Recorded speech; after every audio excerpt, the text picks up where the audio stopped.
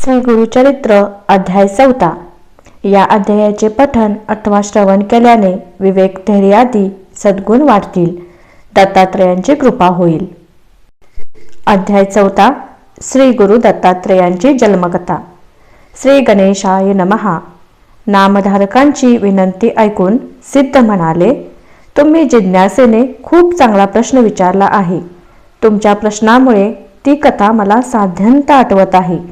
मी तुम्हाला अत्री ऋषींच्या सृष्टीच्या उत्पत्तीपासूनची समग्र कथा सांगतो, ऐका. सृष्टीच्या उत्पत्तीपूर्वी सर्व जलमय होते. नंतर त्यात हिरण्यगर्भ निर्माण झाले.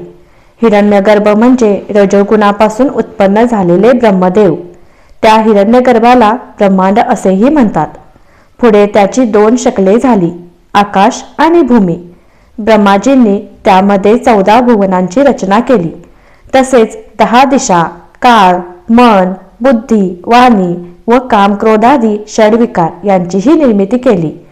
मग त्या सृष्टीची आणखी विस्तृत रचना करण्यासाठी मरीची, अत्री, अंगिरस, पुलस्त, पुलह, क्रतू आणि वसिष्ठ असे 7 मानसपुत्र निर्माण केले. तेच सप्तर्षी म्हणून प्रख्यात आहेत. अनुसया ह्या अत्री ऋषींच्या पत्नी. त्याच जगज्जननी जगदंबा. त्या अतिशय सुंदर होत्या, महान पतिव्रता होत्या. त्यांच्या पतिसेवेचे पुण्यप्रभाव इतका वाढला की त्या पुण्याईच्या बळावर त्या स्वर्गाच्या स्वामिनी होतात की काय अशी देवांना चिंता वाटू लागली. तेव्हा इंद्रादी सर्व देवांनी ब्रह्मा, विष्णू, महेश यांची भेट घेतली. त्यांना अत्री आणि अनुसया यांची सर्व हकीकत सांगितली. देवराज म्हणाले, अत्री ऋषी हे थोर तपस्वी आहेत. त्यांच्या पत्नी अनुसया मोठ्या पतिव्रता आहेत. त्या काया वाचा मनाने पतिसेवा करतात. आलेल्या अतिथींचे पूजन करतात व कोणालाही विनमुख पाठवत नाहीत. त्यांचे अलौकिक आचरण पाहून सूर्यनारायणही घाबरतात. त्यांना त्रास होऊ नये म्हणून ते मंद उष्णता देतात. त्यांच्यासाठी अग्नी शीतल होतो, वायू सौम्य वाहतो, तर त्यांच्या पावलांना त्रास देऊ नये म्हणून भूमी मृदू होते. त्यांना उपद्रव झाल्यास त्या शाप देतील की काय अशी आम्हाला सतत भीती वाटते. त्यांचा पुण्यप्रभाव इतका थोर आहे की आमच्यापैकी कोणाचेही स्थान त्या हिरावून घेऊ शकतात. शिवाय त्यांनी एखाद्याला वर दिल्यास तो आम्हालाही मारू शकतो. म्हणून तुम्ही त्रिदेवांनी यावर काहीतरी उपाययोजना करा, अन्यथा भविष्यात आम्ही सर्व देव त्यांचीच सेवा करत आहोत असे दृश्य दिसेल. देवांचे गाऱ्हाणे ऐकून ब्रह्मा, विष्णू व महेश यांना राग आला. चला, आपण स्वतःच जाऊन त्यांच्या पातिव्रत्याची परीक्षा घेऊ आणि त्यांचा व्रतभंग करून त्यांना यमसदनी पाठवू असे बोलून त्यांनी देवांना अभय दिले. त्यानंतर तिघेही अनुसयेचे सत्व पाहण्यासाठी भिक्षुकांच्या रूपाने अत्रीच्या आश्रमद्वारे आले. त्यावेळी अत्री ऋषी अनुष्ठानासाठी बाहेर गेले होते. आश्रमात अनुसया एकट्याच होत्या. भिक्षुकांनी त्यांना हाक मारली आणि म्हणाले, हे सती, तुमच्या आश्रमात नेहमी अन्न संतर्पण होते आणि तुम्ही अभ्यागतांना इच्छाभोजन देता. अशी तुमची कीर्ती ऐकून आम्ही ब्राह्मण अतिथी म्हणून इथे आलो आहोत. आम्हाला खूप भूक लागली आहे, म्हणून लवकरात लवकर इच्छाभोजन द्या, अन्यथा आम्ही अन्यत्र जातो. त्यांची हाक ऐकून अनुसया बाहेर आल्या. त्यांनी भिक्षुकांना वंदन करून आदराने आश्रमात नेले. त्यांचे पाय धुतले, बसण्यासाठी आसने दिली. आद्य पाद्यादिक उपचारांनी त्यांचे स्वागत केले व म्हणाल्या, मी भोजनाची तयारी करते, तोपर्यंत तुम्ही स्नानादी नित्यकर्मे उरकून या. ते म्हणाले, आम्ही स्नान करूनच आलो आहोत आणि अत्री ऋषी येईपर्यंत थांबणे आम्हाला शक्य नाही, म्हणून लवकर भोजन द्या. तेव्हा ठीक आहे असे बोलून त्यांनी पाट मांडले. अतिथींना त्यावर बसवले. मग पात्रे मांडून वाढण्यासाठी अन्न आणले. ते भिक्षुक म्हणाले, हे सती, आम्ही तुमच्या सौंदर्याची कीर्ती ऐकूनच इतक्या दुरून आलो आहोत. तुमच्या हातच्या स्वयंपाकाची चव घ्यावी, त्याचबरोबर तुमचे विवस्त्र सौंदर्य पाहावे अशी आमची इच्छा आहे, म्हणून तुम्ही नग्न होऊन आम्हाला भोजन वाढा. ते शक्य असेल तरच आम्ही जेवू, अन्यथा उपरोषित निघून जाऊ. ते ऐकून अनुसयांना मोठा प्रश्न पडला. त्या स्वतःशीच विचार करू लागल्या, हे ब्राह्मण अतिथी नक्कीच कोणीतरी महात्मे आहेत आणि माझे सत्व पाहण्यासाठीच आले आहेत, अन्यथा अशी विलक्षण मागणी कोण कशाला करेल. हे विनमुख केले तर पती आज्ञेचे उल्लंघन होते आणि विवस्त्र होऊन भोजन वाढले तर प्रतिव्रतेचा धर्म मोडतो. अशा परिस्थितीत आपण करायचे तरी काय? अर्थात प्रसंग बिकट असला तरी मार्ग काढलाच पाहिजे. आज माझ्या पतीच्या तपश्चर्येचीच परीक्षा आहे. तीच माझे रक्षण करेल यात शंका नाही, कारण तिच्यापुढे मदनांचा प्रभाव पडूच शकत नाही. मग अतिथींच्या मागणीला होकार देऊन त्या स्वयंपाकघरात गेल्या.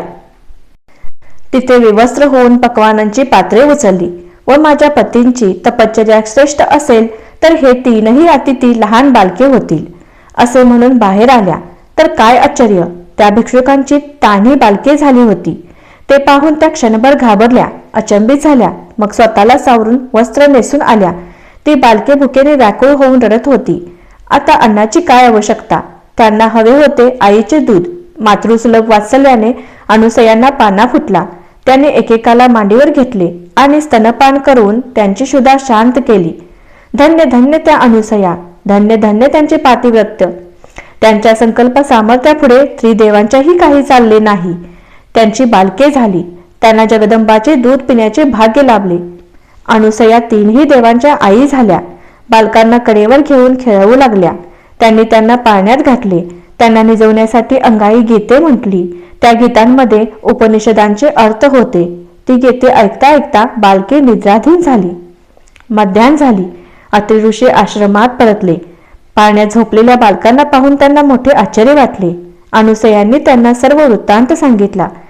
तेव्हा हे बालकाच्या रूपातील ब्रह्मा विष्णू महेश्वर आहेत हे अंतर्ज्ञानी अत्रींनी ओळखले. त्यांनी तिघांनाही नमस्कार केला.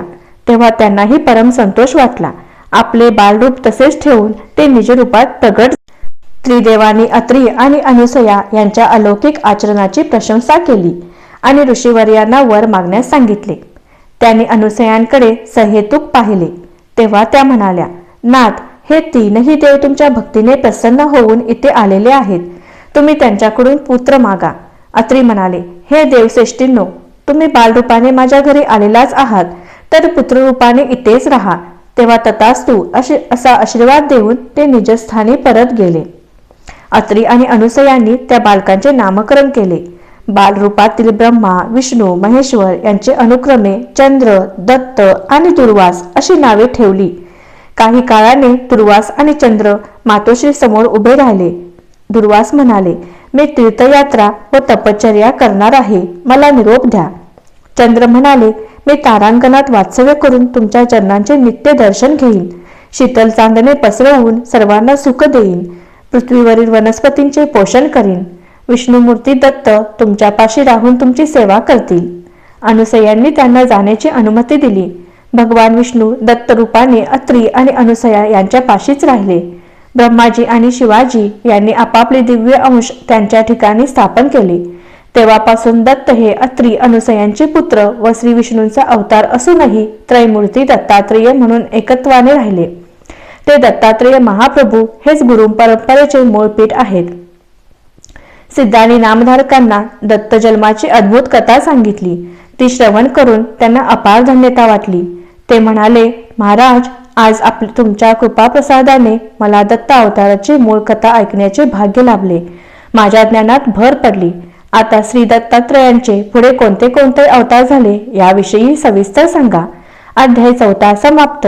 पुढील व्हिडिओमध्ये आपण 5वा अध्याय बघणार आहोत.